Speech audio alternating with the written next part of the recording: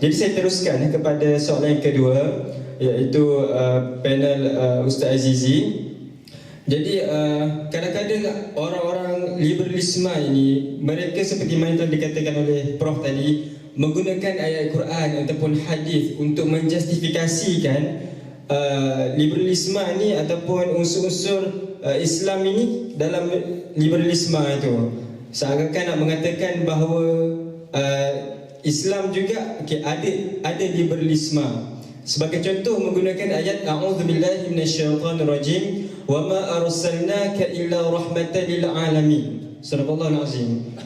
Perkataan rahmat itu mengatakan bahawa Islam itu rahmat. Jadi rahmat ini bermaksud sesuai dengan kehendak manusia, kerana ia rahmat, baik untuk manusia. Jadi apa yang manusia hendak, apa yang manusia inginkan, maknanya Islam perlu bagi. Jadi contoh zina kalau orang nak suka sama suka, Islam kan rahmat, jadi bagilah kerana macam itu. Jadi pada pandangan Ustaz, bagaimana sebenarnya Islam melihat konsep liberalisme ini? Kerana bukankah Islam mengajak kita untuk bersikap terbuka?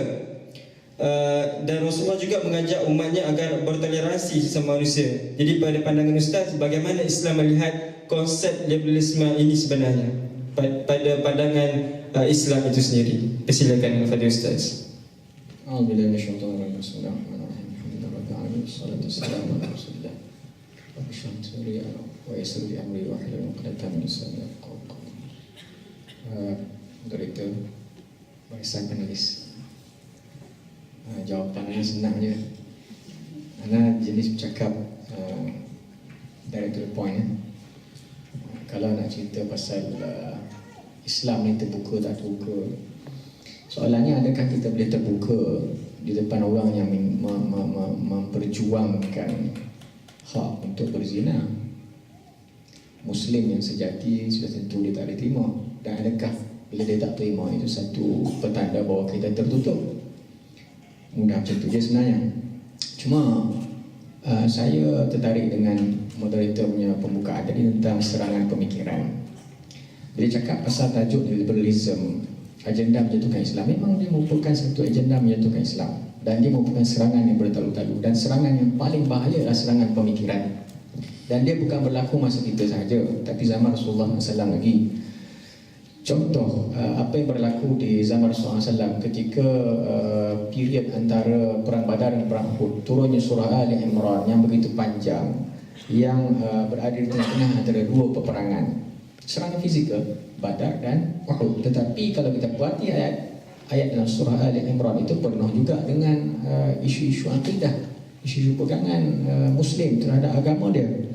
Dan perkara macam ini memberikan kita pengajaran bahawa serangan pemikiran itu berlaku sepanjang masa, dan serangan fizikal itu merupakan kemuncak semata-mata. Dan dalam konteks sekarang ini memang apa yang berlaku adalah serangan pemikiran bidarajatil ula. Masalahnya ialah, sebelum saya cakap pasal masalah ni, saya nak tanya dulu. Biasa saya ceramah liberalism ni, saya tanya pelajar ataupun audiens saya, siapa yang tahu tentang Deklarasi Hak Asasi Manusia Sejagat 1948? Tolong angkat tangan. Deklarasi Hak Asasi Manusia Sejagat 1948. Siapa tahu, tolong angkat tangan. Tak tahu tentang wujudnya itu. Tahu wujudnya Deklarasi Hak Asasi Manusia Sejagat 1948. Memang konsisten lah. Saya ceramah di mana-mana sahaja, kalau ada yang angkat tangan pun tak sampai 20% daripada audiens, termasuk universiti di dalam dan luar negara. Ini satu, inilah dikatakan masalahnya. Saya nak sampai kepada masalah tadi ialah ramai umat Islam, termasuk belia, muda belia yang berada di Menara Gading, tidak sedar tentang serangan pemikiran ini. Kalau kita sedar, kita akan cakna dan kita akan kaji dan kita akan teliti dan kita akan jumpa apa itu hak asasi manusia sejagat 1948. Itu merupakan doktrin liberalism. Okey. Balik kepada isu serangan pemikiran tadi. Jadi kita kena faham, bila sebut serangan pemikiran, dia berkait dengan macam mana kita tengok dunia ini dan kita tengok tentang diri kita. Apa disebutkan oleh Prof tadi ialah world view. Dia sebenarnya tentang tasawur. Bahasa Arab panggil tasawur lah. Kita tengok diri kita ni siapa, alam ni macam mana, dan Allah Ta'ala tu siapa. Ini merupakan tasawur asas kepada akidah. Bila kita ada akidah, kita akan cari apa dia cara hidup kita.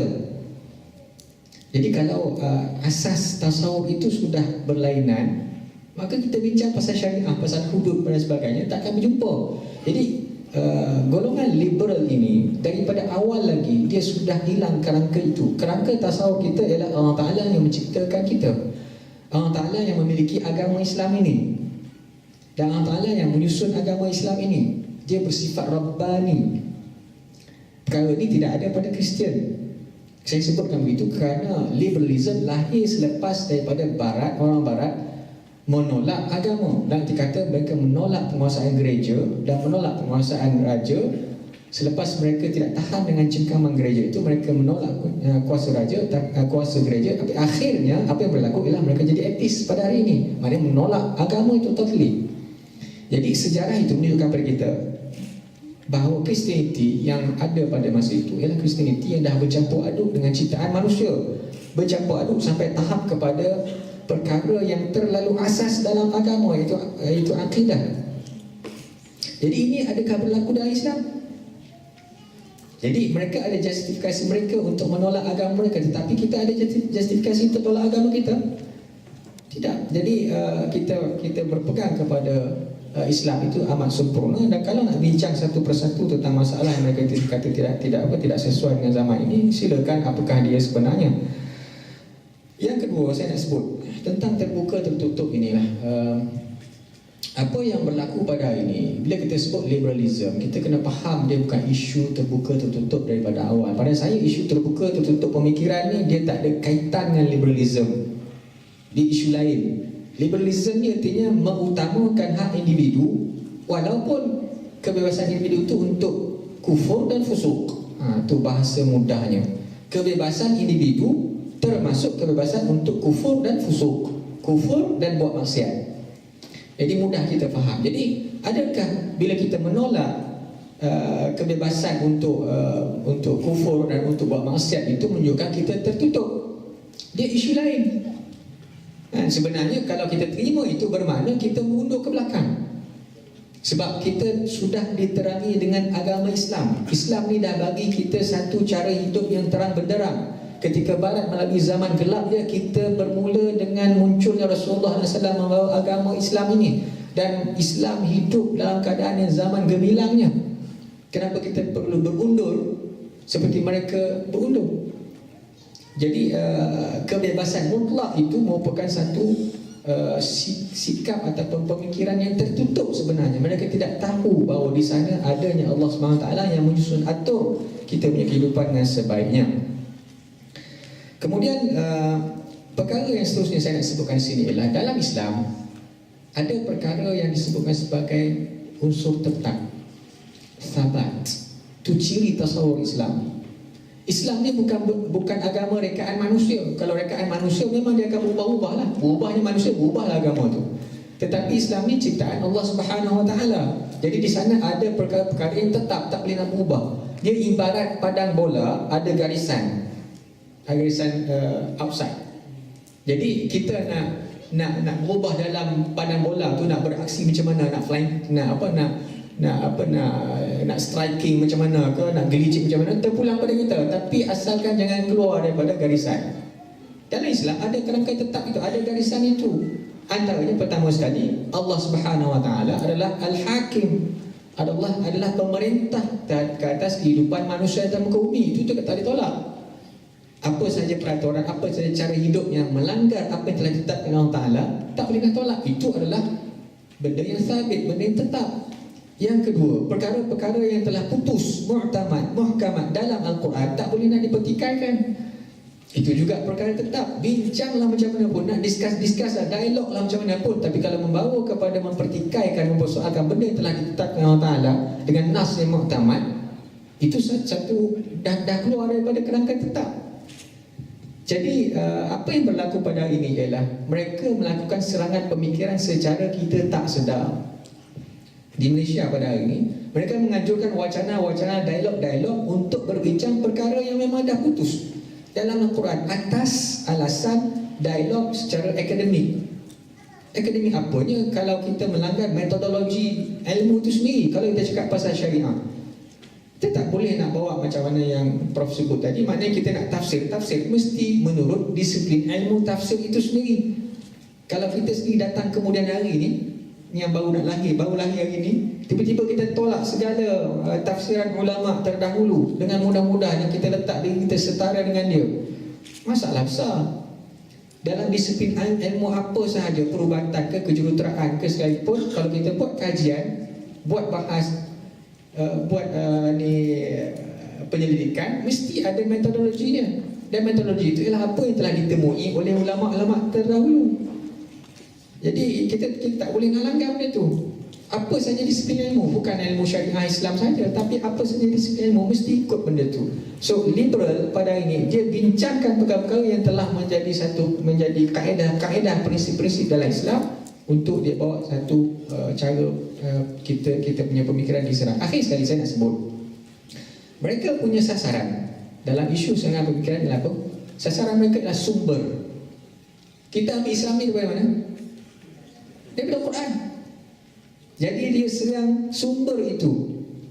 Sumber itu yang diragui, perlu ditafsirkan semula dan sebagainya. Jadi kalau sumber itu sudah tercemar, memang pegangan Islam akan juga terungkai daripada umat Islam, dan akhirnya dia dikatakan sebagai agenda menjatuhkan Islam. Dia ibarat kalau kita kata dia bukan jual air mineral yang tercemar, tak, dia pergi cemarkan air kat gunung tu. Jadi kita dapat memang benda yang tercemar. Itu dia punya sasaran. Allahu a'lam. Terima kasih kepada Al-Fadhil Ustaz. Jadi jelas kepada hadirin sekalian bahawa Islam memandang konsep liberalisme ini sebagai satu konsep yang sangat membahayakan, terutamanya pada pemikiran kita sebagai seorang Muslim.